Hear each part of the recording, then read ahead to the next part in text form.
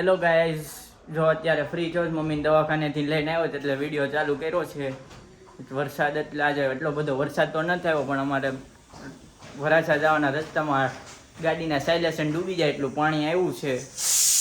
અને વરસાદનો અંધારો તો છે પણ નથી વાંધો આવે એમ. વરસાદમાં મારી મમ્મીએ ગાડી ચડાવવાનું કીધું તો હું ચડાવું છું ગાડી, અને દરવાજો ખોલી રાખ્યો છે. જો તમે હું ગાડી કેમ ચડાવું વરસાદમાં, જો આ જો આ એક જ છે એવો માણસ જે ગાડી ચડાવે છે, બાકી બધા તો હાવ ચડાવતા જ નહીં હોય ને, એમ જ તે કરે છે.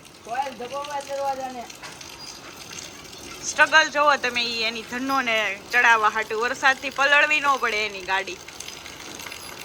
અત્યાર સુધી કહેતા હતા તો ચડાવતો નહોતો, હવે વરસાદ આવ્યો ને તો ચડાવવા જાય છે. પછી એની સ્ટાઇલ તો જોજો હમણાં.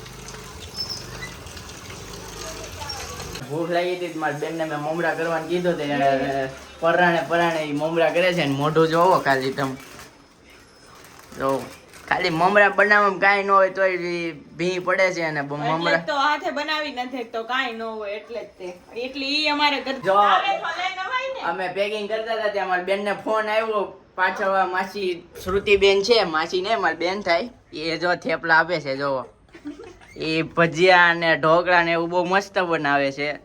હમણાં થેપલા જો હજી ચાખું પછી કહું, અત્યારે તો ગરમ લાગે છે. હા કે જો એને બનાવો હોય તો રેસીપી આપશે કે હા, જો કોઈને બનાવે હોય તો કેજો, એ રેસીપી આપશે. ખાઈને ઊભા થયા છો, હવે અમે પેકિંગ કરશું અને આજનો વિડીયો અહીંયા આપણે પૂરો કરશું.